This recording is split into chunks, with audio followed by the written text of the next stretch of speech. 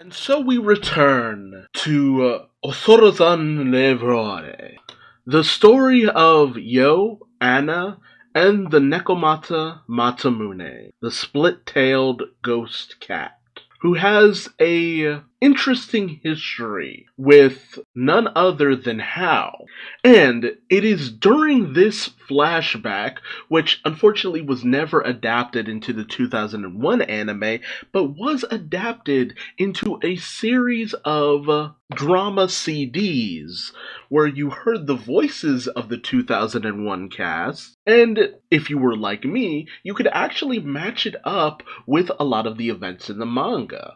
It was only towards the end that certain elements were kind of wrapped up quickly. But it's interesting too because the newer anime adaptation, the 2021 anime, has actually been shockingly faithful to the telling of this backstory of how Yo met Anna and Yo's greater experience with the spirituality of the more powerful side of Shaman. And it's funny too because Yo tends to be very laid back in his approach to a lot of things. But here we see a much younger Yo who is a little bit more excitable, a little bit more reactive to certain events in his life. And it really does highlight that his nature of going with the flow of things, a lot of it comes because of the fact that he's already experienced very traumatic events in certain situations.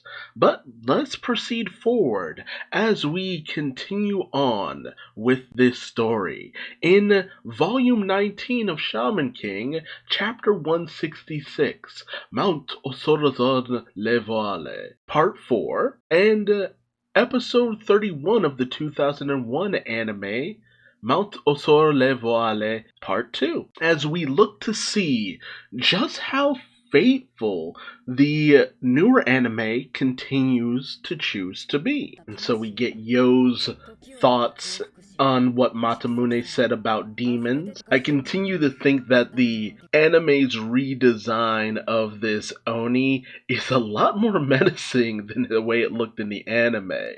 Although the author might have redrawn this Oni at some point that I'm not aware of, because a lot of the designs that you see within the newer anime that differ from the manga mostly happen because of the fact that he did change up a lot of the designs later down the line, as he got a little bit more comfortable in the direction he wanted to take certain things. I really did enjoy Yo during that whole demon chase, because he really did feel like a shonen protagonist. Honestly, that's the thing about a lot of Yo's actions throughout the course of this backstory. He feels a lot more proactive in the way that he does things. His nature of just going with things, he kind of forgoes it in a lot of situations to try to get direct answers about certain things. And Matamune continuing to look like a boss. And I love the mysterious nature of Anna. They really do a great job of building up her presence within this backstory. And again, they do a wonderful job of really showcasing the atmosphere that the manga was trying to build. And it's also nice to see Yo kind of interacting with his grandma, because we didn't really get that before this moment, because I mean, we had him interacting with his grandpa Yome, not so much Kino. And though I did say that Yo's a little bit more proactive, he's still classic Yo. He still tends to be a little bit more lax in situations where he really shouldn't be. But for the younger Yo, it feels like it comes more from a place of naivete rather than the more experienced Yo's more calmer philosophy of how he lives his life. Which, I don't know if that, what I said kind of tracks for you, but it's just the way I kind of feel towards how Yo is presented during the different periods of his life. It's also very fascinating to have more experienced people around Yo. Yo tends to feel so much like the more experienced of his group. Like he's always kind of has a sixth sense about certain things. It's just interesting to see Yo in a more younger and more childish light, I guess you could say. And again, they really do just emulate these different shots. Although, I don't know, there's just, the anime really does just show off where Hiroyuki's art ended up later down the line. Because you look at his older models, there's a little bit less refinement. There's elements to how the character models look that are just kind of messy in a very pleasant way, more or less. It's not saying it's bad, it's kind of pleasant. But you see how they look in the anime, and the anime really does adhere to the style that Hiroyuki developed, mostly towards the modern day. You look at the designs of these characters in the newer anime now, and it's just completely verbatim translation to how he draws today. And it's so interesting to see that juxtaposition. And you see it with a lot of manga that run over the course of a long time. I mean, hell, take Fairy Tail, One Piece, Bleach, Naruto. You see the growth of the artist, and it sometimes tends to look more and more like the anime in certain situations, especially if the artist had a good relationship with the animation staff.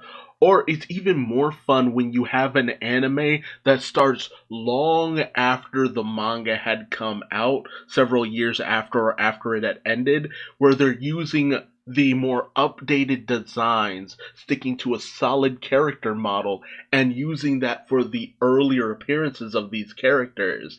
And it's just, it is so odd to see these characters in a more standardized look that you're used to towards the end of the manga, and how they more recently look being portrayed in that older way of doing things. I don't know about you, but I always find something vaguely pleasant about seeing that. Almost like seeing the artist redraw his work in a newer interpretation. I love how they just keep all the same beat. Like, they treat everything with so much more importance. Even the simpler moments, they treat it all the same now. It really does make me question, like, why couldn't they have done that for the earlier stuff? Just run the series as long as they would have needed to. I have to question if they were specifically made to adhere to a strict budget, and that's why they were only given as many episodes as this series will take, which I believe is,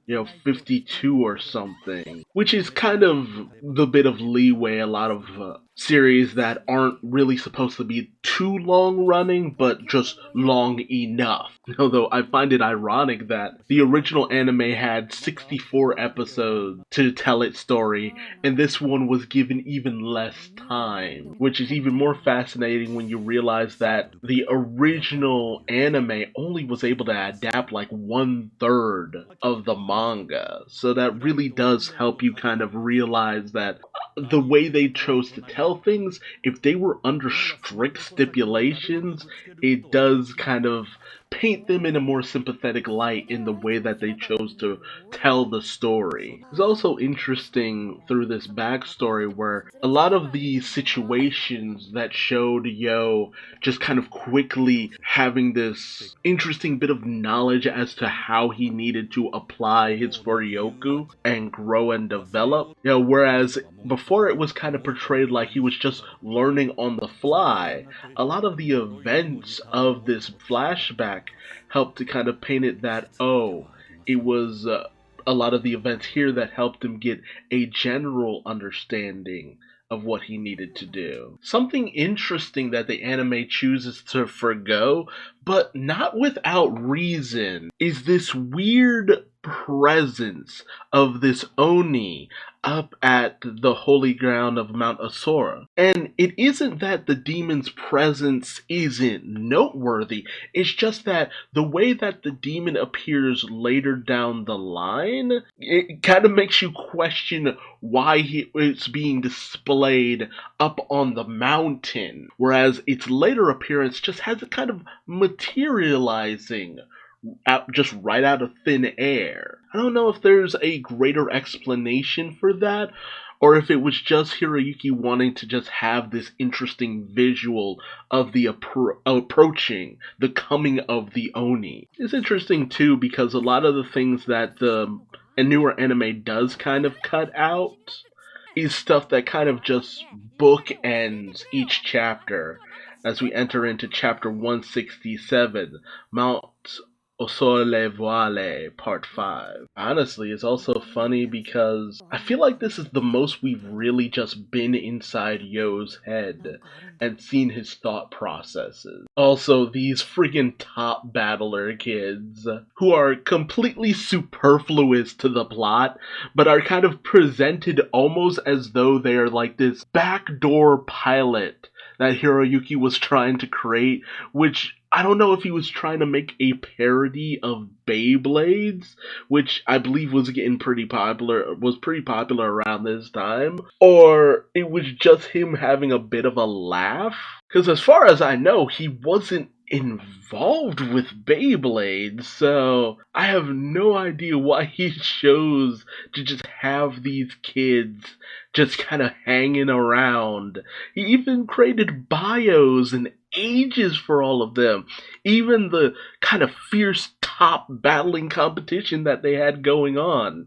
It's just so strange. It's almost 1996. I also really do love the conversations between Kino and Masamune. Two people just being frank and just trying their... Kino's way of just cutting through Masamune and any kind of justification he tries to have towards what Hao did or almost became. It's just kind of fascinating. Also, Yo is a good kid and tries to pick up souvenirs for his family back home. Also, it's funny too because these little sticks, they actually had like the nipples on them. Freaking little wooden woman sticks. That's what made it kind of extra pervy. And I kind of seeing Yo as a pervert. And this is the first moment of Yo realizing that Anna's able to kind of read his mind, which is something that Hao could also do. Although it's fascinating because she's not only able to read what Yo's able to think in the moment, but also things that are just deep within his memory. So of course Yo has a lot of questions for her because she presents so many things to him just out of the blue. And of course Anna's response is to slap him.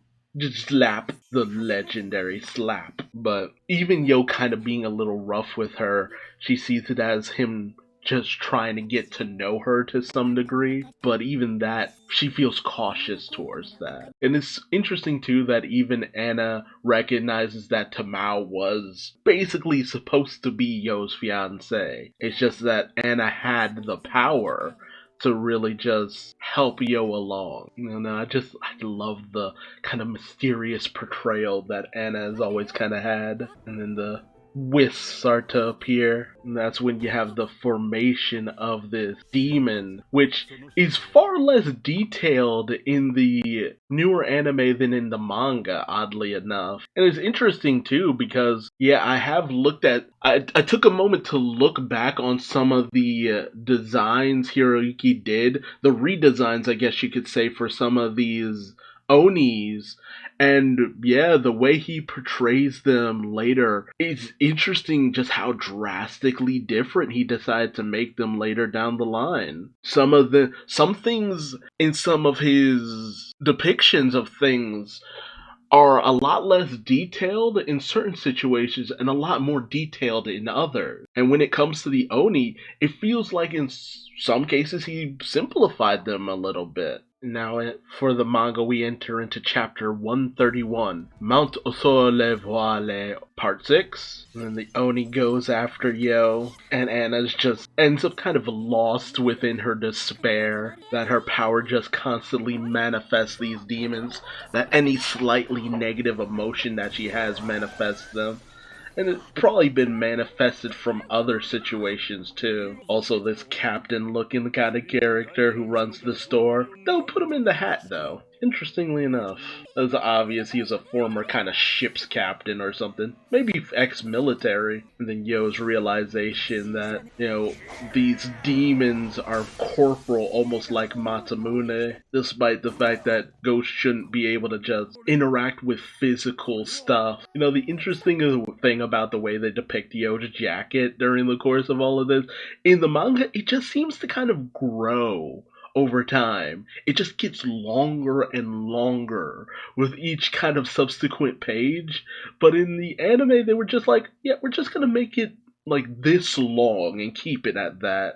Stuff like that is kind of why I always feel like it's interesting to have the more consistent nature of the anime paired up against the sometimes inconsistent inexperience of Hiroyuki in his younger days of drawing the Shaman King manga. And I love how Anna is just like so taken aback by Yo trying to fight this demon, and he even tries to save Anna, just telling her to run. Love the bravery in Yo's voice, and Anna wanting Yo to survive and not be harmed kind of dissipates the demon all out of nowhere, and Anna ends up the most confused by this. And I love the way that the parallels of what's going on kind of line up, where Anna and Yo are having their interaction, and you get a grasp on Anna's powers and how they work and how they're causing these Oni to manifest, and then you get the explanation on how that relates to How,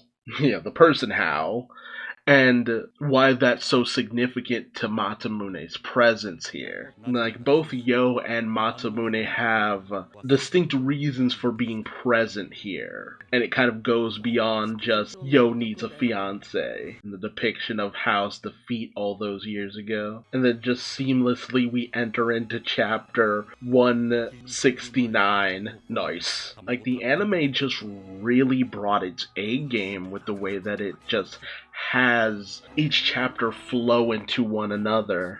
The depiction of the corpses in the riverbed during this feudal time is a lot more graphic. People pretty much just dying on the streets from poverty. 1,000 years ago, Japan was a very superstitious land where anything had the explanation of, oh, it's a demon, it's a ghost. Matamune's depiction here is, the way he's depicted in the anime makes him look a lot older in this moment with Hao. There's just this air about him even during this time when he was just living his first life, and how Hao's just conversing with this cat who he just knows has the ability to see demons. He just takes it in like that. I love the depiction of Hao and all of his Shinigami servant, or Shikigami. And I do love this discussion between Kino and Masamune, because,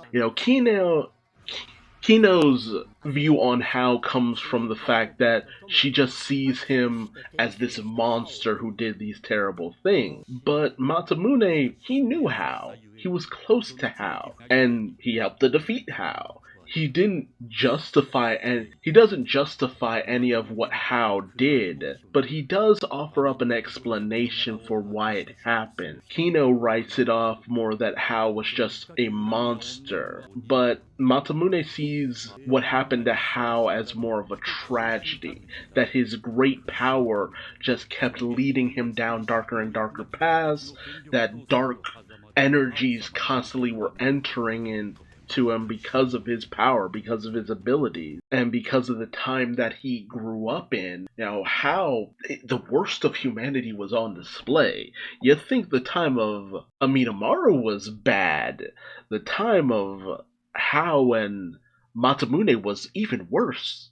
It was the worst of the worst. But Kino doesn't kind of want to see it like that. She wants to just see it as he was weak. He allowed himself to be swayed because, Kino has great power. Anna has great power. She doesn't want to justify his direction in life. That ultimately, there's never an excuse for what Hao ended up doing. It was always a negative, it will always be a negative, and that's the end of discussion. But ultimately, that's not the core of why they're there. It's to prevent another Hao from being born. And that's the ultimate connection between Anna and Yo. Anna has the powers of Hao, or very similar to Hao, and Yo, well, he is the other half of Hao. It's almost destiny that these two would come together. That's what makes such a significance to them just being there. And I just love how so many moments during all of this are always highlighted by a poem. And that's why, there's not really too much you have to do animation-wise for this backstory, because a lot of it is just really told extremely well through dialogue. That's why it being a drama CD worked so well, because so much of what you hear throughout this is dialogue. The dialogue is the most important thing. You get an abundance of the lore, an abundance of what's happening, just everything is just told so clearly, so concisely, that there's just really no room for any kind of misunderstanding. And I think that's why the animation team just really were able to just bring their all to telling this story. But that's the end of this episode. We'll have the next episode coming out in a few days. Again, there are just so many almost non-existent changes from the manga to the 2021 anime. And again, when it comes to the drama CD, some of the stuff that the newer anime cut out was also kind of cut out for the drama CD, because it didn't have a lot of dialogue there. And again, a lot of the story is told through the dialogue. So this is one situation where the drama CD and the newer anime, they follow a lot of the same exact beats, because you get the most telling of the story through dialogue in the drama CD from those moments that they put in, and you get the most you can visually by having those moments in the anime as well. This is the best case scenario of what they could cut out, because what they did cut out was really just kind of superfluous and would kind of bring the moments to a bit of a halt, and then it would keep going. It would be very noticeable to see, okay, this is where one chapter ends. Okay, now we're going into the next.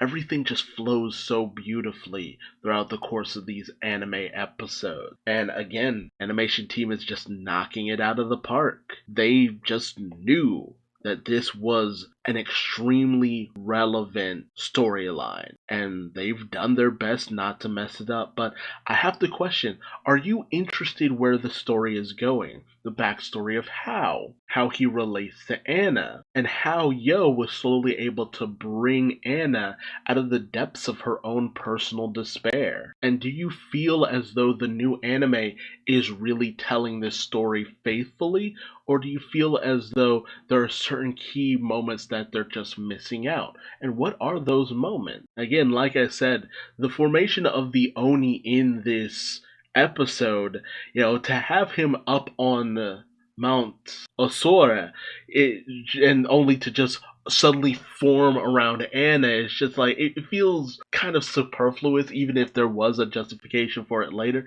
because if it's happening without Anna or Yo even knowing about it, it's kind of what is the point? Having it form in front of Yo was the most important part, because you start to understand certain things about Anna, and why she ended up kind of falling for Yo. How Anna learned to care. How Anna managed to avoid becoming like Hao. It's all greatly important. But I've rambled on enough. Again, let me know your feelings and thoughts in the comment section below. If you like this video, please like, comment, subscribe, and hit the bell icon for notifications. And until next time, I've been Duuz-Diz-Din, and I will see you on the next episode of What's the Difference? The Shaman King edition. Bye-bye.